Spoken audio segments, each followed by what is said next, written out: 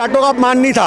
अगर जाट का अपमान होता तो वो किसी एक धर्म और जाति का नहीं होता। जो आदमी संविधान के पद पे बैठ गया, जो आदमी संविधान के पद पे बैठ गया, उसका कोई जाति नहीं, कोई धर्म नहीं। ये मुद्दे को कैश किया जा रहा है। आपको पता होना चाहिए अटल बिहारी वाजपेयी को इन्होंने लोगों ने मटकी में घुमाया था गली गली, तो वहाँ पे एक मुर्दा आदमी को भी कैश कर गए थे राजनीति के लिए। ये तो फिर अभी जिंदा आदमी धनखड़ साहब, इनको कैश कैसे ना करे, इनके पास इतना अच्छा मौका मिल गया। इन्होंने जाटों के सम्मान से जोड़ करके किसान आंदोलन दबा दिया, जाटों के सम्मान से जोड़ के पहलवान आंदोलन दबा दिया, क्योंकि वो सब जाटों ने किए थे। तो आज की डेट में जाट और जट का कोई तोड़ नहीं है इनके पास, सिर्फ एक ही तोड़ है, फूट डालना, और वो ये काम कर रहे हैं। और हमारे देश के लोगों को सोचना पड़ेगा, हमारे देश के लोगों को सोचना पड़ेगा कि बटना नहीं है, एकजुट होना है और इनकी ईंट से ईंट बजानी है। पर आप तो सारे मतलब विपक्ष का भी काम नहीं कर पा रहे। वो कल सारे जाटों को ले आए राहुल गांधी के खिलाफ, कह रहे हैं कि हम घुसने नहीं देंगे 24 में कहीं भी। एक छोटी सी बात है जी, हम विपक्ष का काम कैसे करेंगे जब मीडिया हमारे हाथ में नहीं है। आपके सोशल मीडिया पे हम जो बोल सकते हैं, अपने फेसबुक पे जो लिख सकते हैं वो लिख सकते हैं। आज जब तक मीडिया हमारा नहीं होगा हम अपनी आवाज़ कैसे उठा लेंगे। आज की डेट में जब तक मीडिया हमारे साथ नहीं होगा हम कुछ नहीं कर सकते। हम सड़कें नाप सकते हैं, वो नाप रहे हैं। खाप पंचायत यहाँ पे की है जाटों ने, देखिए आज की डेट में खाप पंचायतें घुसने नहीं देंगे हरियाणा में। आज खाप पंचायतें किसान आंदोलन में भी बहुत हुई थी।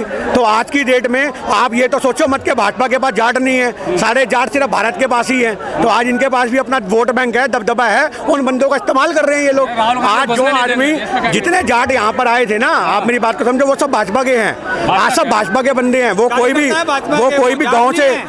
भी गांव से निकल के नहीं आया, वो कोई भी हरियाणा से निकल के नहीं आया, वो अपने घरों से निकल के आए, क्योंकि भाजपा के फोन गए, मैसेज गए, पहुंचो जंतर मंतर और खाप पंचायतें करो। तो आज की डेट में आज लोगों को सोचना पड़ेगा कि जब तक राजनीति का तुम्हारा इस्तेमाल वो लोग करते रहेंगे और तुम अपना इस्तेमाल कराते रहोगे, देश कमजोर होता रहे। तो सोचना पड़ेगा जी, बेटी ने संन्यास क्यों लिया? क्योंकि उसको दिख गया कि आप जो आया ये उसका भी बाप है, ये ब्रिजभूषण से भी ज़्यादा शोषण करेगा और आज उसकी आवाज़ को दबाएगा। उसने संन्यास लेकर के अपनी बात को ये साबित करके दिखाया है कि इन लोगों के साथ कोई भी कुछ संघ का हिस्सा ना बने, और उसका काम की तारीफ है और बहुत बढ़िया काम के साक्षी मलिक ने। ये भी अपमान हुआ कि जाटों का नहीं हुआ, पहलवान बेटी ने जब संन्यास ले लिया। देखिए वही तो अपमान था मेन, सबसे बड़ा अपमान तो वो है। आज लोग कहते हैं, मोदी जी कहते हैं बेटी बचाओ बेटी पढ़ाओ। जब बेटी पढ़ लिख करके पहलवान बन जाती है और अपने सम्मान की लड़ाई लड़ती है, तो ये प्रधानमंत्री और इसकी पार्टी के लोग उसके सम्मान को पैरों तले रोन देते हैं। तो आज सोचना पड़ेगा कि हमारे देश की बेटियों को बुलंद कौन कर सकता है? हमारे देश की बेटियों को बुलंद भारत के लोग कर सकते हैं, आवाज़ उठा के। साक्षी मलिक के लिए आवाज़ उठानी चाहिए जनता को कि आज साक्षी मलिक ने जो कदम उठाया वो क्यों उठाया। इस चीज़ के ऊपर डिबेट होनी चाहिए संसद के अंदर, पर संसद में डिबेट हो नहीं सकती, क्योंकि संसद में आवाज़ उठाने वाले को बर्खास्त किया जाता है, उसको रेस्ट्रिकेट किया जाता है। हंगामा करते हैं विपक्ष वाले। हंगामा करने के लिए संसद बनी होती है भाई साहब। अगर आपको ये नहीं पता कि संसद क्यों होती है, संसद की दीवारों के अंदर अगर आप कभी शांति से बैठोगे तो आपको उस मंदिर में नेहरू की, आपको उस मंदिर के अंदर ऐसे ऐसे प्रधानमंत्रियों की आवाज़ें सुनाई देंगी जिन्होंने देश के हक के लिए आवाज़ें बुलंद करी हैं, और उनको हल्ला बोल नहीं कहते, तो देश के लिए आवाज़ उठाना कहते हैं। तो कांग्रेस के राज में हुए थे। एक छोटी सी बात होती है, एक तानाशाही होना और एक सही बहाने में मिसबिहेव होना, दोनों में फर्क होता है। आज तो उन आदमियों को भी बर्खास्त कर दिया जो संसद का हिस्सा नहीं थे। आज जो उन आदमियों को भी बर्खास्त कर दिया जो संसद का हिस्सा नहीं थे। आप समझो, टीएमके के एक सांसद को बाहर कर दिया, वो संसद में था ही नहीं, तू भी बाहर। मतलब ये वो वाली बात होगी, लिस्ट इनके पास आ गई, इनको यही नहीं पता साला कौन बैठा और कौन नहीं बैठा, सब बाहर। कल तू बाहर, आज वो बाहर, आज इसका नंबर, कल उसका नंबर, मजाक बना दिया। अभी थोड़ी देर बाद जैसे थोड़ी देर बाद इन्होंने राजस्थान के चुनावों के पर्चियां डाली है ना, अब ये सारे विपक्ष की मटकी में पर्चियां डाल देंगे। वो आए ना आए, किसकी निकली? राहुल की, चल इसको 1 महीने के लिए और बाहर। ओ ये किसकी आ गई? इसकी, चल तू भी बाहर। ये पर्चियां डाल के रोज 4 आदमी 5 आदमी सस्पेंड करेंगे, भले वो हिस्सा हो या ना हो। एक पर्चा और डाल देंगे, राहुल गांधी को घुसने नहीं देंगे कहीं। अरे इनके कहने की बात है, ये किसी के बाप का हिंदुस्तान है क्या ये? फिर ऐसे आप बात करोगे तो लोग कहेंगे मुसलमानों की तरफदारी करता है। राज इंदौरी साहब ने क्या गलत बोला था कि ये किसी के बाप का मुल्क थोड़ी है। तो आज वही वाली बात है, ये राहुल गांधी को घुसने नहीं देंगे। अरे तुम्हें जनता अपने घर में नहीं घुसने देगी। भाजपा के कार्यकर्ताओं को चप्पलें पड़ रही हैं, आप जा करके तो देखो। आप लोग जाते नहीं हो, आप लोग दिखाते नहीं हो। भाजपा के कार्यकर्ता चप्पलें खा रहे हैं जिन घरों में जाते हैं। पंजाब के किसी पिंड में घुस नहीं सकते ये लोग। आज इनका बॉयकॉट होगा, हमारा नहीं होगा। हमें तो लोग, हम तो सत्ता में ही नहीं है, हमें किस चीज़ का बॉयकॉट एक्सप्लॉइट करेंगे। आज फिर भी जीतते हैं। देखिए वो तो ईवीएम है जी, वो तो आज आपको अभी आप ये इतना बड़ा पेट लेके बैठे हो, 2 महीने जिम जाओ, आपके दे इंजेक्शन में एक्शन,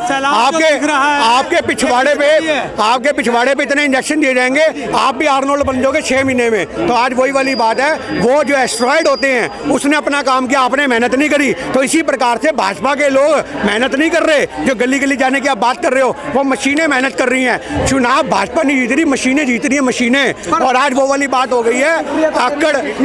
आप मेरी बात सुनो, आप मशीनों पे जो छेड़खानी होती है आप उस पर लिखो अक्कड़ बक्कड़ बम्बे बो 80 90 पूरे 100, आप कोई भी दबा दो, पर्ची कमल की निकल के आएगी। तो कहते हैं ईवीएम ठीक है।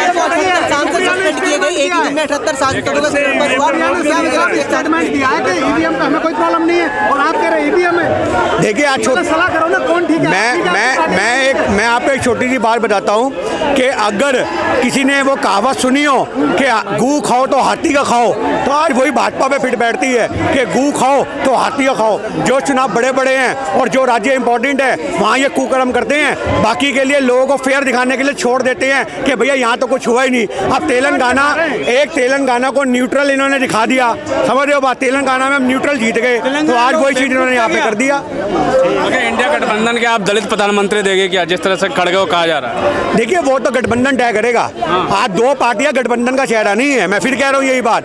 आज केजरीवाल और ममता बनर्जी गठबंधन का चेहरा नहीं है। अब क्या पता गठबंधन किसको आगे निकालता, किसको नहीं निकालता। आज गठबंधन में बहुत सारी पार्टियां हैं, तो जो पार्टियां फैसला लेंगी उसके हिसाब से देखा जाएगा। सोमवार सच में का निलंबन हुआ आजाद भारत के इतिहास में एक दिन में सबसे ज्यादा, क्या वजह लगती है कि निलंबन इतनी तेजी से चल रहा है? भाई निलंबन इससे चल रहा है क्योंकि आवाज उठाई जा रही है। तुम भी अपने चैनल को बचा के रखो, अगर कोई मिलियन तक वीडियो निकल गई तो तुम भी अंदर बैठे होगे और चैनल डीमोनेटाइज हो जाएगा। आज सोशल मीडिया पे भी बहुत बड़ा प्रहार हो रहा है। आज की डेट में अगर एक आम आदमी आवाज उठाएगा तो उसको लाठी मिलेगी, उसको ठंडी पानी की बौछारें मिलेंगी। और अगर कोई सोशल एक्टिविस्ट, अगर कोई यूट्यूबर, अगर कोई फेसबुकिया अपनी पोस्ट से लिखेगा और वो वायरल होंगी तो उनके वोट डीएक्टिवेट हो जाएंगे, डीमोनेटाइज हो जाएंगे। संसद में अगर एमपी आवाज उठाएंगे तो वो बर्खास्त हो जाएंगे। इनके पास एक ही फॉर्मूला है, आवाज को उठने ही मत दो, आवाज को दबा दो। क्या लगता है हर जगह अपने कैद में कर लिया है क्या, हर जगह रोका जा रहा है? देखिए कैद में नहीं कर रखा, गुलाम बना रखा है, और तगड़े वाला गुलाम बना रखा है। एक कैदी वो होता है जिसको खाने पीने को ढंग से नहीं मिलता। ये तो बोटियां फेंकते हैं मीडिया को। अभी आपने देखा नहीं, वो आपकी कौन है, मोहम्मदन जो एक पत्रकार है, क्या नाम है उसका, रूबिका लियाकत, वो 400 करोड़ रुपए का मकान ले रही है आलीशान। 400 करोड़ रुपया, 400 करोड़ भाई साहब, पूरी जिंदगी निकल जाए। मेहनत कर रही है देश हित में, मेहनत नहीं दलाली कर रही है। दलाली करने से दलाली करने से 400 करोड़ कमाया जाता है। मेहनत करके तो ऐसे यूट्यूब के चैनल हाथ में लेके गली गली फिरा जाता है। और वो भी पत्रकार थे जो डीडी न्यूज में आते थे और जिनको 10,000 रुपये महीने की तनख्वाह मिलती थी। मेहनत करने वाले 400 करोड़ का मकान नहीं बनाते। वो कोई बिजनेस नहीं कर रही, वो दलाली कर रही है भाजपा की, और दलालों की वजह से आज इतना बड़ा मकान बनाया है। राहुल गांधी ने अपमान तो किया ना, वीडियो बना रहे थे वहाँ पे, और उसको बचाने के लिए आप लोग इतना बड़ा प्रदर्शन कर रहे हैं। वो तो वीडियो इसलिए बना रहे थे कि देखो 150 आदमी बाहर बैठे हैं, अगर उन 150 आदमी में कोई आदमी मिमिक्री करता वो उसमें कैच हो गया तो आप ये कहोगे कि वो उसको हाईलाइट कर रहे हैं। आज की डेट में माफी नाम है वो मांगते हैं जो लोग माफी मीर के खानदान से हैं, और हम लोग क्रांतिकारी हैं, हम खून बहाना जानते हैं और अपने देश को बचाना जानते हैं। ये माफिया मांगना इनको शोभा देता है। हमारे सामने माफी का जिक्र भी मत किया करो, हम गोली खाने वाले आदमी हैं छाती चौड़ी करके। ये माफिया लेटर लिखना ये सावरकर की देन है, ये इनको मुबारक। आज क्यों आए जनता मंत्र इतने सारे भीड़? ये जंतर मंतर पे आप दिखाओ कैमरा घुमा के, आज ये लोकतंत्र बचाने के लिए हम यहाँ पे आए हैं। आज हमारा मुद्दा है कि देश को बचाया जाए, आज देश को मजबूत किया जाए। आज देश की जो धरोहर कमजोर हो रही है, संविधान से खिलवाड़ हो रहा है, वो खिलवाड़ को रोका जाए, उसको बचाने की लड़ाई है और कुछ नहीं है। तो मजबूत कर दिया, मजबूत हाथों में इस टाइम। देश सबसे कमजोर हाथों में है, देश उस कमजोर हाथों में है, देश उस कमजोर हाथों में है जिस आदमी के प्रधानमंत्री बनने से गरीबों का सबसे ज्यादा दोहन हुआ है, शोषण हुआ है और रोजगार छीना है। ये हमारे लिए गर्व की बात नहीं है कि 80 करोड़ लोग 5 किलो राशन लेते हैं। ये हमारे देश के ऊपर एक कलंक है, कलंक कि जिस देश की आबादी आधी से ज्यादा आबादी 70% आबादी 5 किलो गेहूं पे निर्भर करती है, वो देश का रोजगार का लेवल क्या होगा, भुखमरी का लेवल क्या होगा। इन्होंने तो आज़ादी से भी पिछड़े देश बना दिया। आज़ादी के वक्त भी हमारे देश के लोग इतने सक्षम थे कि अपना कमा के खाना जानते थे। इन्होंने लोगों को मोहताज बना दिया कि सुबह उठो, राशन की लाइन में लगो, 5 किलो गेहूं लाओ और उसको पिसवाओ, उसको सुखाओ, उसको धो और खा के हक के सो जाओ। ये हाल बना दिया। जनता खुश है, राशन ले रही है। जब काम ही नहीं मिल रहा तो क्या करेगी? जब आपको काम नहीं मिलेगा तो आप गुरुद्वारे ढूंढोगे, मंदिर ढूंढोगे। एक रिक्शे वाला जब रिक्शा खींच रहा होता है तो वो ये देखता है कि प्याऊ कहाँ पर है, वो रिक्शे वाला ये देखता है लंगर कहाँ पर लगा हुआ है, वो ये देखता है गुरुद्वारा कहाँ पर है। तो आज की डेट में जिंदा रहने को ही ये विकास लोग समझ रहे हैं, तो ये उनकी कमी होगी, हमारी नहीं है। लास्ट में ये बताइए कि जो अपमान है सच में धनखड़ का, तो जाटों का अपमान है या गांव में क्या लग रहा है? आप गए हैं तो देखा, क्या लगता है कि गांव के जाट में विरोध करेंगे राहुल गांधी का? नहीं, सब फूलों से स्वागत करेंगे जी। ये विरोध की परिभाषा जाट बड़े अच्छे से समझते हैं। अभी मेवात के वक्त आपने समझा था, मेवात के वक्त क्या हुआ था?